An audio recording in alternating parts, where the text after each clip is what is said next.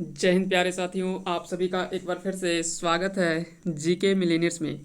आइए हम बात करने वाले हैं आज झारखंड के इस जेपीएससी टेस्ट सीरीज के लिए एक स्पेशली टेस्ट सीरीज हम लेकर आए हुए हैं। हिस्ट्री के टॉप 50 क्वेश्चंस, ये काफ़ी अच्छे सवाल होंगे हिस्ट्री के। और यहाँ से निश्चित ही जब आपसे सवाल पूछा जाएगा हिस्ट्री में तो डेफिनेटली यहाँ से सवाल एक दो सवाल आपको ज़रूर देखने को मिलेगा और कई सारे इससे जुड़ी हुई जानकारियाँ भी हमें समझ में आएगी। तो चलिए शुरू करते हैं। और आप सभी को बहुत बहुत धन्यवाद, क्योंकि आप सभी ने काफ़ी ज़्यादा हमें सपोर्ट किया, उसके लिए भी आप सभी को तहे दिल से आप सभी को बहुत बहुत धन्यवाद। चलिए शुरू करते हैं आज के इस महत्वपूर्ण सेशन को। अगर इसका पीडीएफ चाहिए तो हमारा channel GK millionaires Telegram channel आप ज्वाइन कर लेंगे, वहाँ पे आपको जो है इसका पीडीएफ जो है वो सारा मिल जाएगा।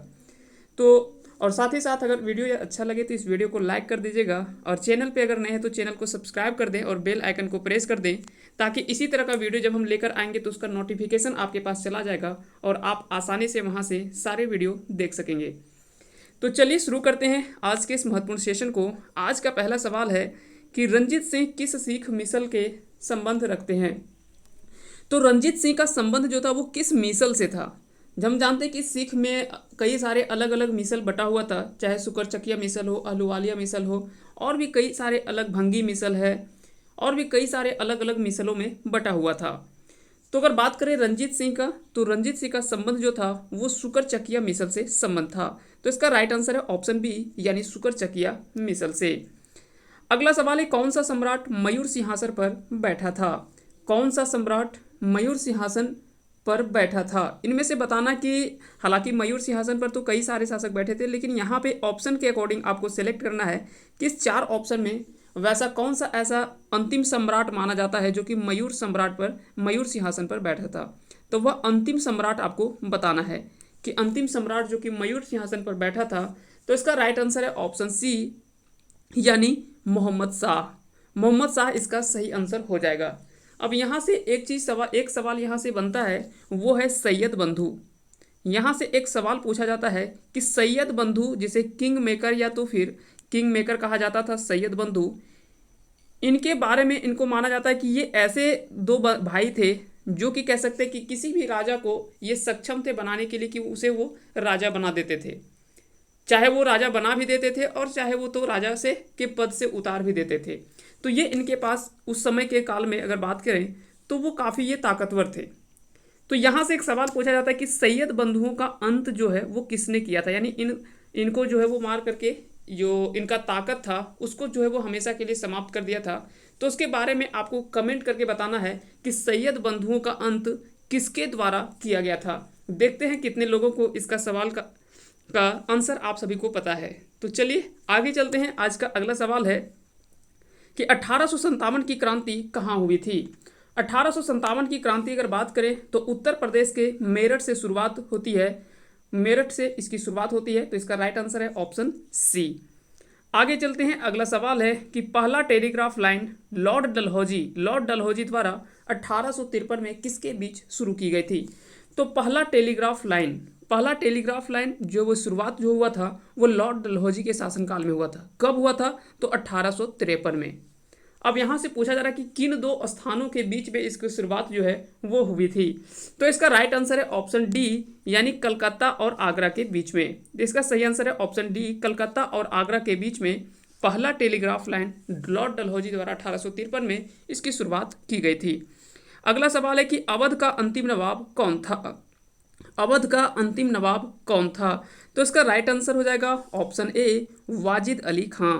वाजिद अली खां जो कि अवध का अंतिम नवाब माना जाता है। तो इस तरह से इसका सही आंसर होगा ऑप्शन ए। आगे चलते हैं। अगला सवाल है, हैदराबाद के निजाम के राजवंश का क्या नाम था। तो आप सभी को पता है कि हैदराबाद की स्थापना जो है, शहर की स्थापना निजाम के द्वारा किया गया था। इन्होंने एक राजवंश की स्थापना की थी, उस राजवंश का नाम आपको बताना है कि क्या था। तो इसका सही आंसर है ऑप्शन डी, यानी आसफ शाही। आसफ शाही राजवंश की स्थापना निजाम के द्वारा हैदराबाद में किया गया था।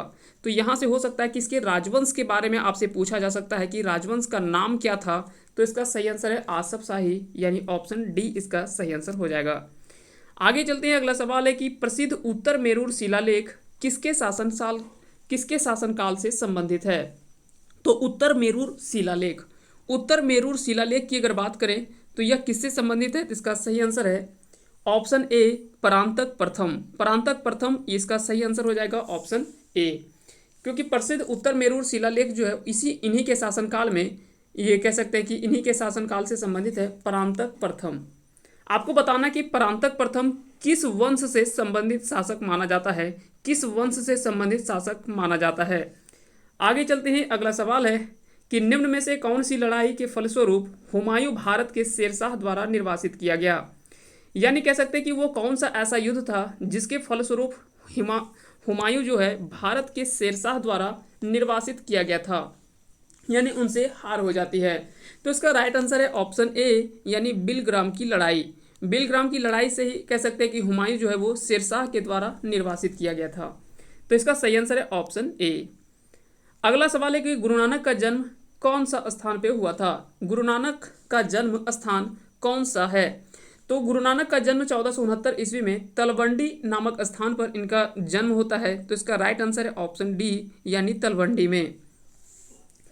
आगे चलते हैं, अगला सवाल है कि पुरंदर की संधि शिवाजी ने कब और किसके साथ में की थी। तो सबसे पहले तो समझना कि पुरंदर की संधि हुआ किसके बीच में था और कब हुआ था। तो सबसे पहले आपको ध्यान रखना है कि पुरंदर की संधि शिवाजी और राजा जय सिंह के बीच में हुआ था, जो कि 1665 ईस्वी में इन दोनों के बीच की संधि थी। 1665 ईस्वी में राजा जय सिंह और शिवाजी के बीच में, और यह 1665 ईस्वी में जो है वो संधि हुआ था। अगला सवाल है कि देख लेते हैं कि भारत का कौन सा प्रदेश यूरोपियनों को अंतिम कोटि का नमक और उत्तम कोटि का नमक और अफीम उपलब्ध कराता है। तो याद रखेंगे, अगर बात करें भारत में कौन सा ऐसा प्रदेश था जो कि यूरोपियनों को उत्तम कोटि का नमक यानी उच्च कोटि का नमक और अफीम जो उपलब्ध कराता था, इसका सही आंसर है ऑप्शन सी, यानी बिहार। बिहार वैसा राज्य था जो कि उस समय में यूरोपियनों को उत्तम कोटि का, यानी कह सकते हैं कि उच्चतम कोटि का नमक और अफीम उपलब्ध कराता था। इस तरह से इसका सही आंसर है ऑप्शन सी, बिहार। अकबर के शासनकाल में विद्वानों के समूह ने महाभारत का संस्कृत से पर्शियन में अनुवाद किया। इस पर्शियन अनुवाद को क्या कहा गया है? तो इसका सही आंसर है ऑप्शन बी, रज्मनामा। बता दें कि फारसी में भी अनुवाद किया गया था, जो कि पर्शियन में। तो महाभारत का कई बार सवाल यहाँ से पूछा गया कि इसका जब अनुवाद हुआ था वो किस नाम से जाना जाता है। तो इसका सही आंसर है ऑप्शन बी, यानी रज्मनामा के नाम से। अगला सवाल है कि नूरजहां का वास्तविक नाम क्या था।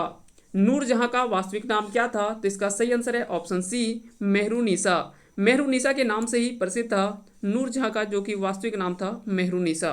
तो याद रखेंगे, इसका सही आंसर होगा ऑप्शन सी। अगला सवाल है कि गोलकुंडा के राजा क्या कहलाते थे। गोलकुंडा के राजा क्या कहलाते थे? तो इसका सही आंसर आपको बताना है। इसका सही आंसर है ऑप्शन ए, यानी कुतुब शाही। कुतुब शाही ये कहलाते थे। जितने भी गोलकुंडा के राजा थे ये सभी कुतुब शाही से संबंधित है।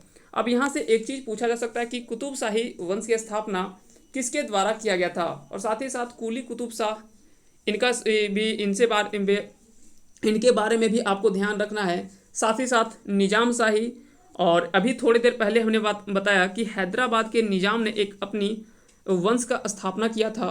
वो वंश का नाम क्या था? तो आसफ शाही। क्या नाम था? आसफ शाही। तो ये भी आपको याद रखना है, आसफ शाही उसका नाम था। आगे चलते हैं, अगला सवाल है कि उड़ीसा के गजपति राजवंश का संस्थापक कौन था। ये भी काफ़ी अच्छा सवाल है और ये झारखंड से रिलेटेड ही सवाल है, क्योंकि झारखंड के इतिहास में भी इस शासक का वर्णन मिलता है। तो उड़ीसा के गजपति राजवंश का संस्थापक जो है, इसका सही आंसर है ऑप्शन बी, कपिलेंद्र गजपति।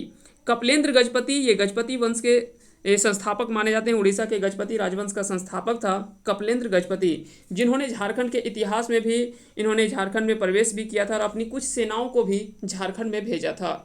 तो इसके कारण से आप याद रखेंगे कपिलेंद्र गजपति, इसका सही आंसर हो जाएगा। आगे चलते हैं, अगला सवाल है कश्मीर के जैनुल आबदीन जो अपनी कला और साहित्य की संरक्षता के लिए प्रसिद्ध था, किस राजवंश से संबंधित था। तो यह आपको बताना है कि कश्मीर के जैनुल आबदीन, इसका संबंध जो है वो किस राजवंश से था। तो इसका सही आंसर आपको बताना है। इसका राइट आंसर हो जाएगा ऑप्शन ए, शाह मीर से संबंधित है। शाह मीर राजवंश से संबंधित है कश्मीर का जैनुल आबदीन, जो कि कला एवं साहित्य के संरक्षण के लिए इन्होंने काफ़ी ज़्यादा महत्वपूर्ण कार्य इन्होंने किया था। तो इस तरह से इसका सही आंसर है ऑप्शन ए शाह मीर। अगला सवाल है कि इनमें से कौन से बहमनी सुल्तान ने अपनी राजधानी गुलमर्ग से बीदर स्थानांतरित की थी। तो वह सुल्तान का बहमनी सुल्तान का नाम बताना है जिन्होंने गुलबर्ग से अपनी राजधानी के स्थानांतरित करके बीदर ले गया। तो इसका राइट आंसर है ऑप्शन डी यानी अहमद शाह वली। अहमद शाह वली जो है इसका सही आंसर हो जाएगा। इन्होंने अपनी राजधानी गुलबर्ग से लेकर के कह सकते हैं कि गुलबर्ग से स्थानांतरित करके बीदर को अपनी राजधानी बनाया था। तो इस तरह से इसका सही आंसर है ऑप्शन डी। अगला सवाल है कि मध्यकालीन मंदिरों में सबसे लंबा कौन सा मंदिर है। तो आपको बताना है कि मध्यकालीन मंदिर जितने भी थे उनमें से सबसे लंबा मंदिर कौन सा माना जाता है। तो सबसे लंबा मंदिर इसमें से जो माना जाता है वो सही आंसर हो जाएगा ऑप्शन डी यानी तंजौर का बृहदेश्वर मंदिर। तंजौर का बृहदेश्वर मंदिर जो है वो मध्यकालीन मंदिरों में से सबसे लंबा मंदिर माना जाता है। आगे चलते हैं। अगला सवाल है कि किस राष्ट्रकूट राजा ने एलोरा में शिव का प्रसिद्ध कैलाश मंदिर बनवाया था। तो यहाँ से भी कई बार सवाल जो वो पूछा जाता है कि राष्ट्रकूट राजा कौन था जिन्होंने एलोरा में शिव का प्रसिद्ध कैलाश मंदिर का निर्माण किया था। तो इसका राइट आंसर है ऑप्शन सी यानी कृष्ण प्रथम के द्वारा ही बनाया गया था। और साथ ही साथ और भी कुछ जैसे आपको याद रखना है राष्ट्रकूट राजवंश की स्थापना किसके द्वारा किया गया था। और भी कई सारे ऐसे सवाल हैं जो कि डायरेक्टली पूछा जाता है चंदेल शासकों के द्वारा किस मंदिर के निर्माण किया गया था। और भी कौन कौन से यहाँ से भी कई बार सवाल जो वो पूछे जाते हैं। आगे चलते हैं। अगला सवाल को हम देख लेते हैं। अगला सवाल है कि सबसे पुरानी स्मृति कौन सी है।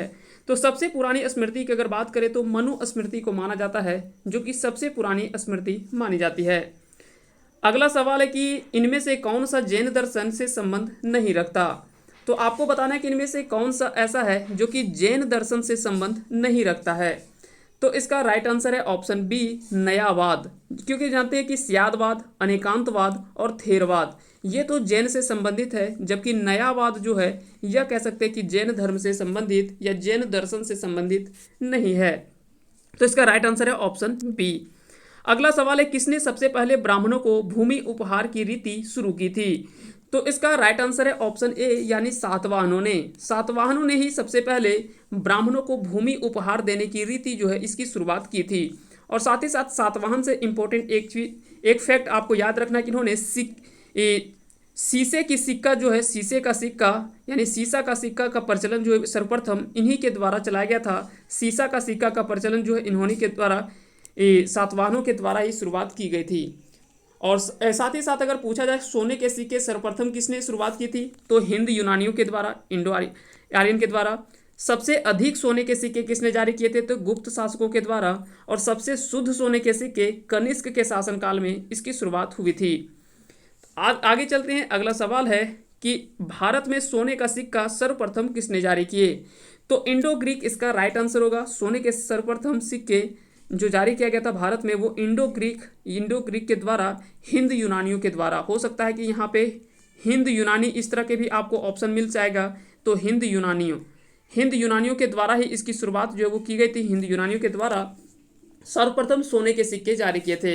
अगर सबसे अधिक सोने के सिक्के पूछा जाए तो गुप्त शासकों के द्वारा। और सबसे शुद्ध सोने के सिक्के जो है वो कनिष्क के शासनकाल का जो भी सिक्का माना जाता है वो सिक्के जो थे वो कहीं ना कहीं गुप्त शासकों से उत्कृष्ट सिक्का माना जाता है। और अंतिम था कि शीशे का सिक्का जो है वो किसने बनाया था, सर्वप्रथम प्रचलन किया था तो सातवाहनों के द्वारा शुरुआत किया गया था। अगला सवाल है कौन सा पल्लव राजा शंकराचार्य का समकालिक था। इनमें से कौन सा ऐसा पल्लव राजा था जो कि शंकराचार्य का समकालिक था। तो इसका सही आंसर है ऑप्शन डी दंतीवर्मन इसका राइट आंसर हो जाएगा। दंतीवर्मन इसका जो है वो सही आंसर हो जाएगा। दंतीवर्मन जो है एक पल्लव राजा था जो कि शंकराचार्य का समकालिक था। तो शंकराचार्य का समकालिक राजा कौन था तो दंतीवर्मन इसका राइट आंसर हो जाएगा। अगला सवाल है कि बादामी के चालुक्यों का संस्थापक कौन था। तो बादामी के चालुक्यों के संस्थापक अगर पूछा जाए कि बादामी के चालुक्यों के संस्थापक कौन थे तो इसका राइट आंसर हो जाएगा ऑप्शन सी पुलकेशिन प्रथम। तो पुलकेशिन प्रथम इसका सही आंसर हो जाएगा, इज द राइट आंसर। उम्मीद करते हैं कि आज का ये वीडियो सेशन आप सभी को पसंद आया होगा। और पसंद आया होगा तो इस वीडियो को लाइक करें। साथ ही साथ अगर चैनल पे नए हैं तो चैनल को सब्सक्राइब कर दें और बेल आइकन को प्रेस कर दें। और इसी तरह से बने रहे हमारे साथ, हम इसी तरह का वीडियो लेकर आते रहेंगे। इसका पार्ट 2 हम जल्द ही अपलोड करेंगे। 25 क्वेश्चन का अगला पार्ट हम लेकर आएंगे और उम्मीद करेंगे आज आपको ये सेशन आप सभी को पसंद आए। आप सभी को बहुत बहुत धन्यवाद अंत तक बने रहने के लिए। जय हिंद, जय भारत।